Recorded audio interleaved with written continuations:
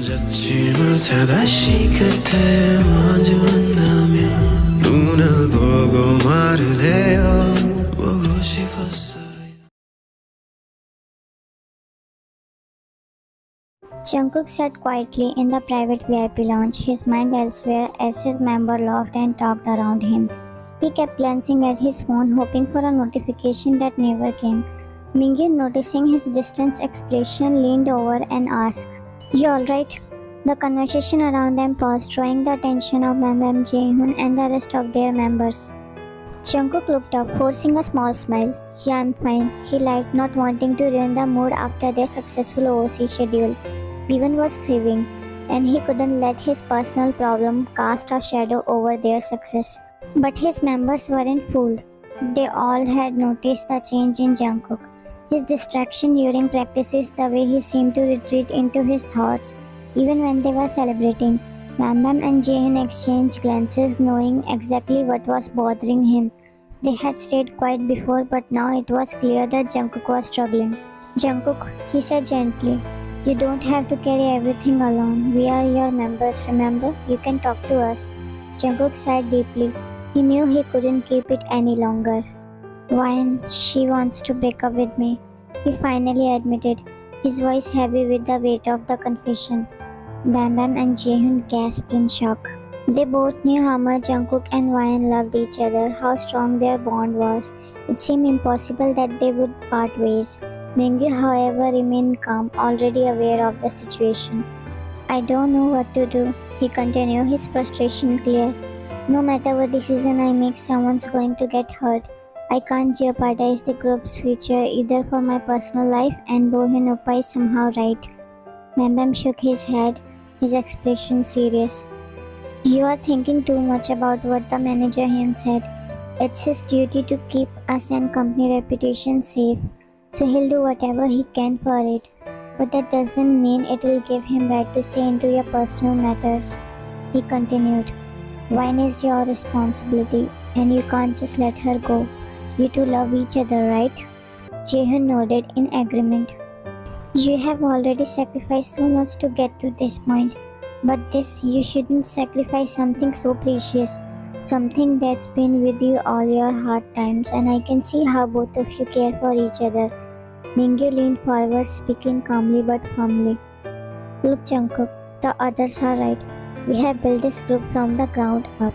You have given everything to B1, and we have gotten here together. The group isn't going to fall apart just because you choose to be with someone you love. We have all worked too hard for that. You need to put your faith in it." Jungkook listened in silence, feeling a mix of emotion as his members spoke. His greatest fear had been putting the group in jeopardy, but now they were reassuring him that it wasn't just his burden to carry.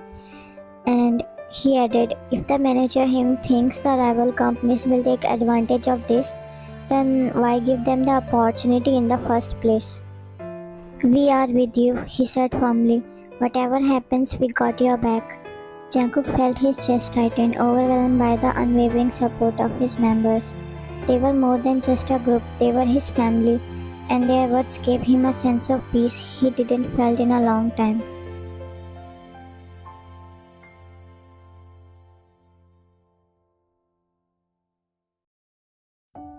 Jungkook had completed his schedule and returned early just so he could meet Wyan and talk, but his heart raced as he quietly unlocked the apartment door, stepping inside to find the place eerily quiet. The lights were off and the unsettling emptiness filled the room. She should be at home around this time. It's almost 9 p.m. at night. He looked around, his mind grasping for answer. Maybe she had gone out with friends, he thought, trying to keep himself calm. Pulling out his phone, he dialed her number, but each ring that went unanswered only deepened the ache in his chest. "Pick up the phone, Ryan," he said, desperate.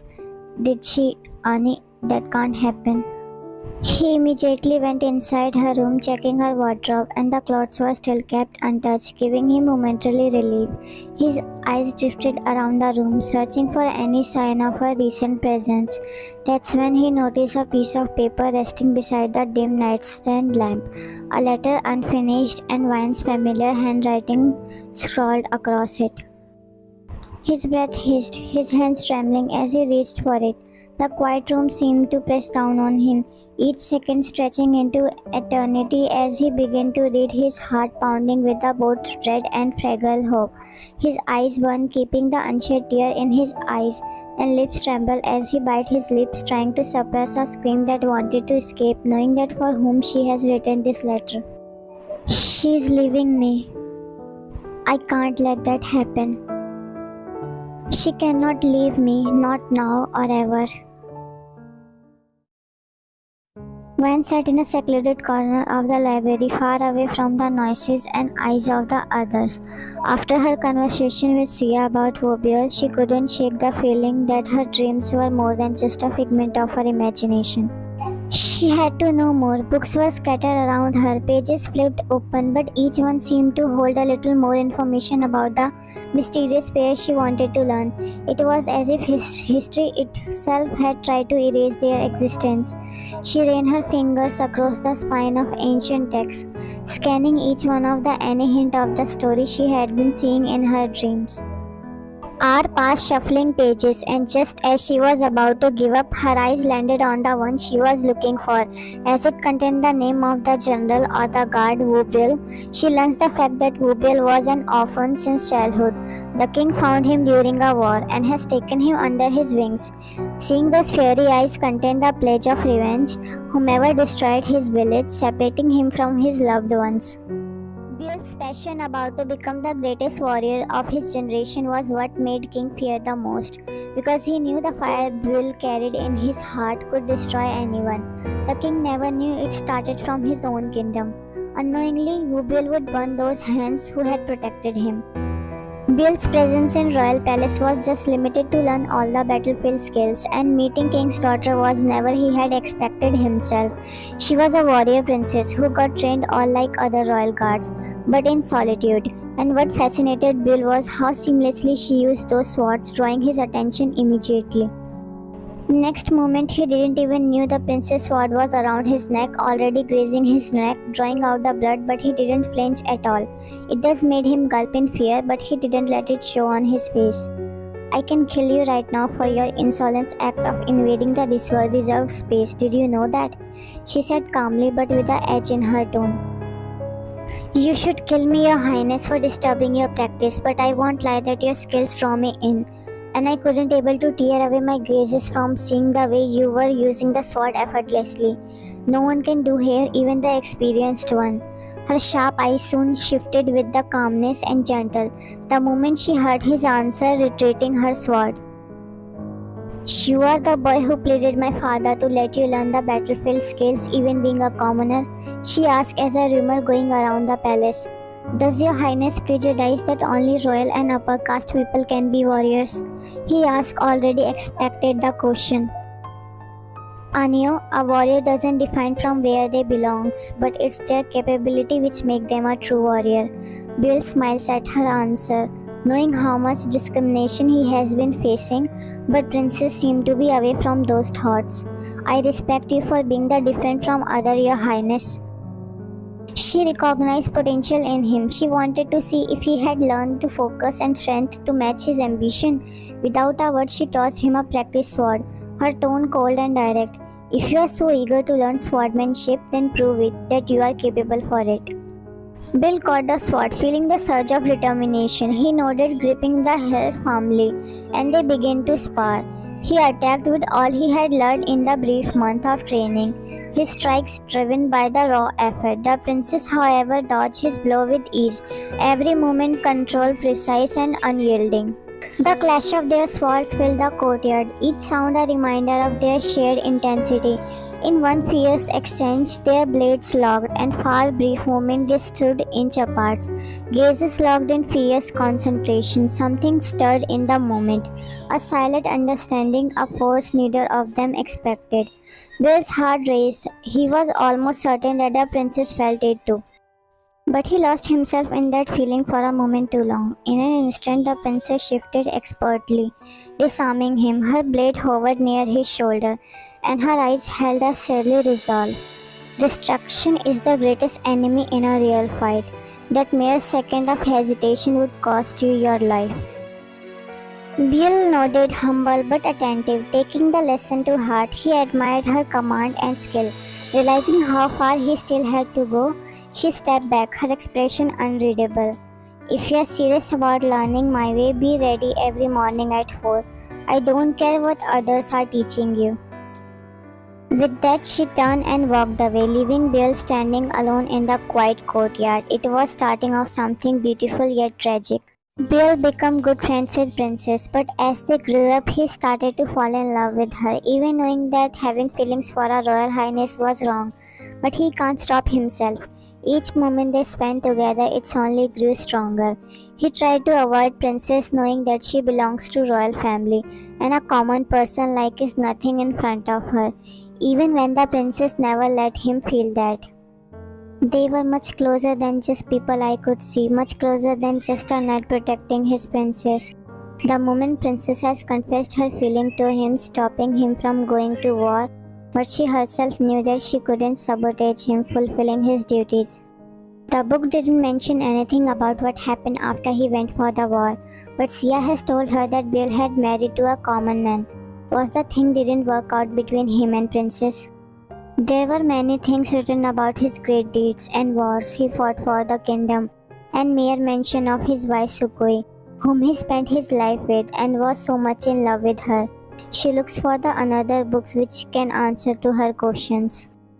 She asked to librarian about if she can find another book on Joseon dynasty history, mention of Wubil, but the librarian told that there wasn't any as people doesn't take much interest in this specific topic. But some people who search about Joseon dynasty and author who have written about Wubil has also published few books, so she can find something more there.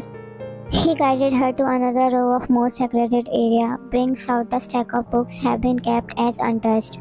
These books aren't in much use, so we have kept them aside, he said. You can take a look at them. Might be you could find something useful for your research. Wayne thanked him as he excuses leaving her alone to check the books.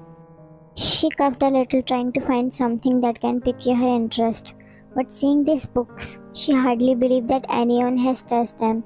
The amount of dust it has on it, how could she find anything in them? Suddenly one of the books fell on the floor and she picked it up from the ground, was about to place it back with the rest but stopped after seeing the title of the book. From everything she has read in the first book of Joseon dynasty, nothing was mentioned about the princess or her name, but she feels that this book can answer her all questions. Sitting back in her place, she opened the pages of the book Princess in Exile, a princess who was disowned by her own kingdom because she got married to a common man. The kingdom stripped Princess all rights, forcing her to live as a commoner. Despite the love King once had for his daughter, her decision to marry her own knight shattered his heart, and he never looked for his daughter again. The king knew about the closeness of his daughter to her beloved knight. He had tried to set her with the prince of another kingdom in the hope that he can separate them, knowing how much it gonna cost to his beloved daughter. But stubbornness of princess to marry only her beloved knight and giving upon her will to leave the moment Bear left for the war, leave King with the no choices but to give into her decision. Her love came at a steep cost. She needed to leave all her existence behind, living like a stranger in a different kingdom with new identity, but as long as her beloved knight was beside her, she is fine. Vine's heart ached as she read what Princess had to go through. Even Princess' sadness was visible to Beowulf, though he could do nothing to change it. He promised to love her enough to take away her pain, but the weight of her choice hung over their lives. The king didn't even look at them when Princess and Beowulf were leaving the kingdom, wondering if it was the kindness he did on himself to start forget the love he has for his beloved daughter and beloved knight. Together they flew to New Kingdom ordered by the king itself to serve the place after Bill became a war general, and to which king has great companionship with. To protect them from hate comes with the weight of their decision, and there will be no one know about them there. They got married there with the princess changing her identity to live as a common person, but Bill, still a soldier, needed to be by the side of his new king. and was often away, leaving their moments together filled with a tearful goodbye and tender reunions. She whispered against his mouth. Her hold gets tightened around his dark hairs. It has been so long they have seen each other. She has spent so many nights sitting next to a window and waiting for his husband to return home. How have you been since I'm afar? He asked softly, stroking her cheeks affectionately. The general heart ached to see his wife so vulnerable, yet he couldn't do anything because things isn't in his hands. He presses himself, taking her into his embrace. Nothing seems good there when you are not around me, she whispered with a whimper. Bill pulled back at the words, trembling with the weight of confession. He reaches up and brushes a thumb just underneath her eyes to collect the tears swelling up in her beautiful long eyelashes with utmost care. He sighed as he pressed their forehead together, breath shuddering against her lips. Their marriage wasn't perfect, but Princess knew if she waits for her husband a little more, he'll finally come back home to her. One heart swelled witnessing the love they both has for each other, that they go any extent and even if it means waiting for each other. But if everything was going to perfect, they wouldn't have separated, right? Wine's fingers froze as she turned to a page that finally revealed the princess' name. The same name Jungkook had called. Her breath caught in her throat. She closed her eyes tightly as a flood of flashbacks surged through her mind. Pieces of dreams she had always pushed away rushing forward with the vivid clarity. She knows him more than anyone because how can she even forget him? Her vision slowly cleared, seeing his face after a very long time whisper. The air hung thick with grief and dread. As whisper of the plague swept through the kingdom inside her quarter, Princess Moonsuku's frail form lay against a pillow, her breath shallow and raspy. The disease had taken its toll, leaving her body weakened and cold. Cough racked her chest, each one sharp than the last, yet she held on to whatever the strength remained. A commotion sounded outside, breaking the stillness. Familiar voices echoed in the hall, her husband's name spoken with urgency. Her eyes widened as she recognized the deep, commanding tone of the General Buell. He was arguing with the guards, his voice edged with the desperation. "General, please." "Who are you stopping me from seeing my wife?" he demanded, his voice wavering in a way she never heard before. The guard hesitated, then answered, "General, she has been infected. The disease has run its course, and you were summoned to say your final farewell." Her heart clenched, a flicker of life stirring within her. Forcing herself up, Sukui dragged her weakened body towards the thin partition that separated them. She could see the shadow beyond the veil. His forehead slumped in sorrow. Bracing herself, she reached out, her trembling hand pressed against the fabric. She whispered, her voice soft but filled with a faint warmth. "You shouldn't have come." She heard his rough reply. "You can't keep me away from my own wife, not now." Shaking her head slowly, she murmured, "If you were to fall ill because of me, I could never forgive myself." There was a pause before he replied, a trace of bitterness in his tone. "Then at least I could be able to hold you in my arms." A weak smile tugged at her lips, and despite the pain, a small laugh escaped her. She could sense his gaze on her, the worry in his eyes piercing through the barrier between them. His head shifted, and for a brief moment she felt the weight of his longing. He finally spoke, his voice softer. "The king has ordered me to leave for the border. Another war is rising, but..." He paused, his voice catching. "I refused because I wanted to be here with you." Tears blurred her vision as she leaned against the wall, hearing him slump against an other side. She could hardly bear to see him like this, the strong, unwavering warrior brought to his knees by sorrow. Gently, she forced herself to speak through the each word cut deep. "When I'm gone, you must take care of yourself. Promise me." He choked on her words, his voice raw as he pleaded. "Please, I beg you, don't speak like this. I have to. You need to take care of yourself once I'll be." Please, she knew he was crying by listening his voice. Her heart tightened at the sound of her name, a name he rarely called her. You finally called me by my real name, she whispered, a sense of peace settling over her. Bill didn't respond, the silence between them heavy and filled with the grief he could no longer hide. She was as he wiped his tear, his body pressed against the thin fabric, straining as if he wished to tear it down and reach her. At last, his voice broke the silence in a quite anguished question.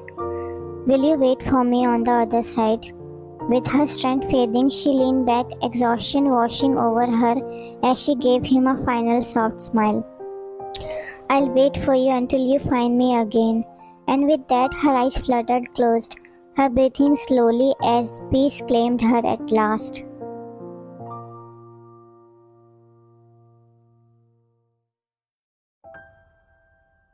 Jungkook settled into the couch, his finger brushing lightly over his phone as he set up his live stream.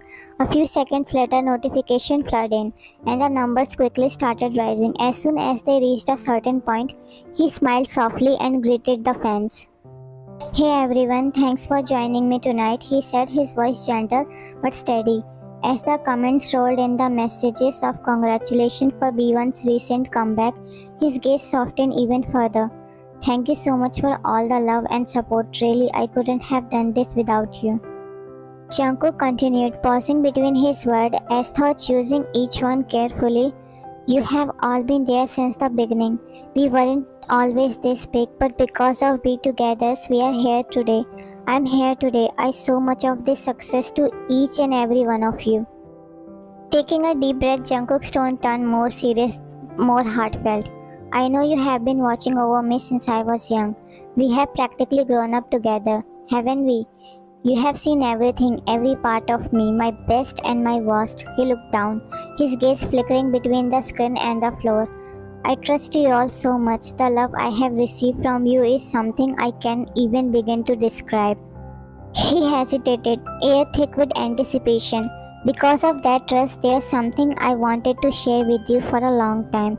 I know you still support me. I feel that in my heart. Leaning over, he picked up his guitar, glancing at the comments with a faint, nervous smile. So there's a song I wrote for someone special in my life, as these lyrics comes into my mind when I think about them.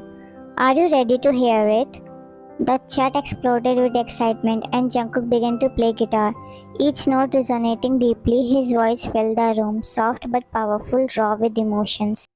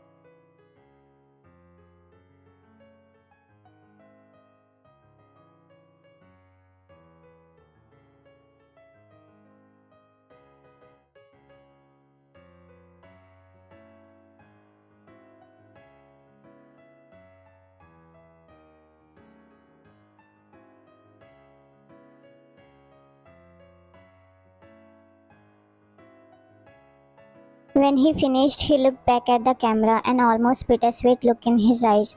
This song, it's for someone who's been with me in her own way for years. Someone who's been supporting me quietly just like all of you have. He paused, a flicker of vulnerability crossing his face. The person is my girlfriend Kim Wyan. The chat went wild, words of shock, congratulation, and few negative comments streamed in, but Jungkook barely glanced at them. He continued focus, his voice unwavering. I know some of you might be surprised, but she's been my strength through so much. Though recently she's been avoiding me, I know it's because I couldn't give her the reassurance she needed. I have been foolish, and this is my way of reaching out to her. His phone buzzed with notification, but Jungkook's focus was unshakable. Whatever comes, I'll face it, but I need her by my side. And just then the sound of the front door opening made him glance up. There, standing in the doorway, was Vine, panicked, tears glistening in her eyes. Jungkook's face softened, and he looked back at his phone. She's here. I have to go, everyone. With a gentle smile, he ended the live. Vine didn't wait a second longer, rushing over him and throwing her arms around him. Why did you do that? Silently screamed. Why did you risk everything like this? You are so stupid, Jungkook. Her voice broke between tears as she hit his shoulder in frustration, her hands trembling. She ran all the way from library the moment she knew he was on live and was back in Korea. She knew what he wanted to share, and she wanted to stop him but couldn't reach at time. Jungkook gently cupped her face, his thumbs brushing away her tears. Because you're worth it, Van. Every part of it. He rested his forehead against her, his voice a whisper meant only for her. I can handle anything as long as you are with me. The snow fell in thick, heavy flakes blanketing the battlefield in a shroud of white. General Bill stood amidst it, his breath coming in raised puffs as he faced his last enemy. With one final strike, he drove his sword deep into the man's chest. But in his dying moments, the enemy wreaked a dagger from his belt, plunging into Bill's shoulder near the neckline. A sharp, searing pain shot through him, and his grip on the sword faltered. The enemy staggered back, preparing another strike, but Bill surged forward with one last burst of strength. Slicing his sword through the man's neck, his enemy fell lifeless into the snow, and at last the vengeance simmering in Bill's heart was quieted. Bill pressed a trembling hand to his neck, feeling warm blood spilling over his finger. Standing the snow beneath him, his vision began to blur, and he dropped to his knees, the cold seeping through his body as he collapsed onto the icy ground. He felt himself drifting, darkness edging into his vision as he welcomed the thought of that release. The faint shouts reached his ears, distant and muffled, like echoes from another world. His soldiers, they were calling for him, their voices tensed with desperation. But Bill knew it was too late. His time had come. Just then a shadow loomed over him, and he felt someone kneel beside him, cradling his head gently in their lap. His vision swam, but as he looked up, he saw a woman's figure blurred by snow and blood. He couldn't quite make out her face, but he felt a strange peace in her presence, as if she had always been there waiting for him. He forced out a weak, raspy whisper. She smiled softly in that moment. Bill felt an overwhelming calm settle over him. He closed his eyes, surrendering to the darkness, finding the last a silver of peace in her silent embrace.